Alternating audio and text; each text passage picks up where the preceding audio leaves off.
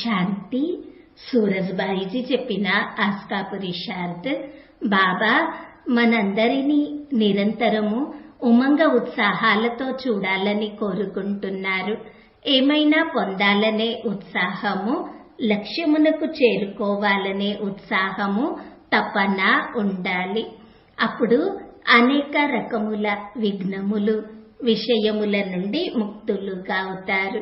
విషయములు మరియు విఘ్నములలో ఎవరు చిక్కుకుంటారు అంటే ఏదైనా పొందాలి అనే తపన లేనివారు. భగవంతుడే సర్వస్వము ఇవ్వడానికి వచ్చారు.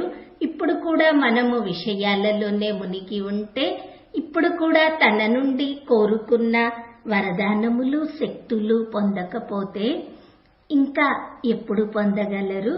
భక్తిలో ఏమైనా పొందగలరా? ఎవరినైతే 2 యుగాలుగా వెతుకుతూ ఉన్నామో, ఎవరు వస్తారని ఎదురు చూశామో, మనసులోనే భక్తిలో ఎన్ని వాగ్దానములు ఎవరితో చేశామో, ఎవరిని చూడాలని నయనములు దాహముతో ఉండేవో, అతడిని కలిసిన తరువాత సర్వస్వము తను ఇస్తూ ఉంటే మరి నిర్లక్ష్యంగా ఉండవచ్చా? తన జీవితమును ఉమంగ ఉత్సాహములతో నింపుకొని సాగాలి. ఒక మహనీయ లక్ష్యము పెట్టుకోవాలి. దానికి సుందరమైన పద్ధతి 3 మాసముల కోసము సుందర లక్ష్యములు పెట్టుకోవాలి.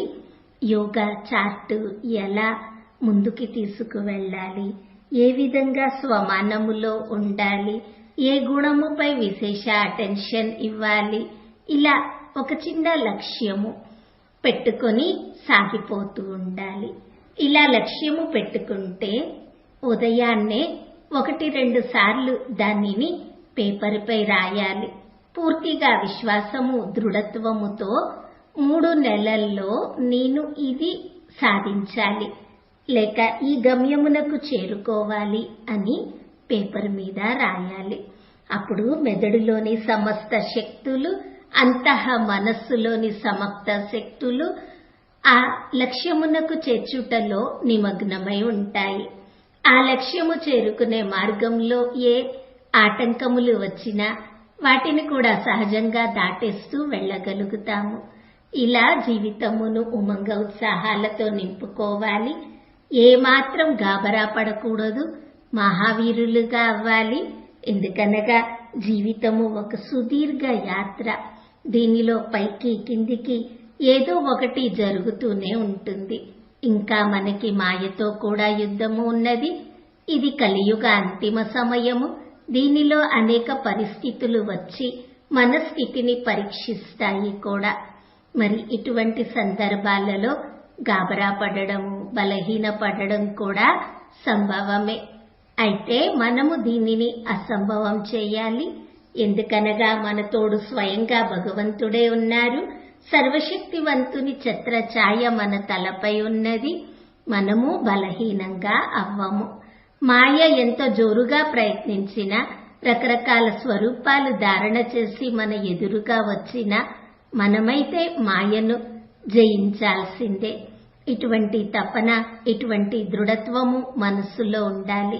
కామ వికార స్వరూపమైన, క్రోధం యొక్క స్వరూపమైన, లేక ఈ ప్రపంచంలో లోభ వృత్తులు ఎంతగానో పెరుగుతున్నా, అహంకారము తన పని చేస్తున్నా, ఎవరైనా ఘర్షణ పడుతూ ఉన్నా, ఎవరైనా మన మార్గమును ఆపే ప్రయత్నం చేస్తున్నప్పటికీ మనము నిరంతరము ప్రగతి మార్గంలో ముందుకు సాగాలి.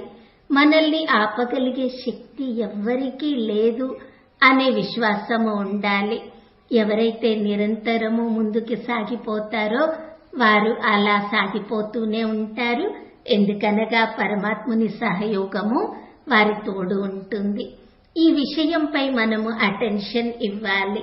ఎవరైతే తీవ్ర పురుషార్థం చేస్తున్నారో, ఎవరైతే నిరంతరము ముందుకు సాగాలని ప్లానింగ్ చేస్తున్నారో వారు ముందుకు సాగడంలో బాబా నుండి ఎంతగానో సహాయం లభిస్తుంది. ఎవరికైతే భగవంతుడే సహాయం చేస్తున్నారో, భగవంతుడే ఎవరినైతే ముందుకి తీసుకువెళ్తున్నారో వారిని ఇక ఏ మనుషులైనా ఎలా ఆపగలరు? ఈ రోజంతా అభ్యాసం చేద్దాము. నేను మాస్టర్ సర్వశక్తివంతుడను, సఫలత నాకు జన్మసిద్ధ అధికారము అని. సర్వశక్తివంతుడు స్వయంగా భగవంతుడు నా తలపై ఛత్రఛాయగా ఉన్నారు. బాబాని ఆహ్వానించాలి. హే జ్ఞానసూర్య, హే సర్వశక్తివాన్ తండ్రి, తన ధామమును వదిలి మా వద్దకు రండి, మా ఛత్రఛాయగా కండి అని పిలవాలి. దృశ్యము చూడాలి. బాబా తన తేజస్వి కిరణములు నలువైపులా వ్యాపింపచేస్తూ కిందకు దిగుతూ వస్తూ ఉన్నారు. నా తలపై నిలచి ఉన్నారు. ఈ సుందర దివ్య శక్తిశాలి ఛత్రఛాయ కింద ఉన్నాము అని రోజంతా చక్కటి అనుభవము చేసుకుందాము. ఓం శాంతి.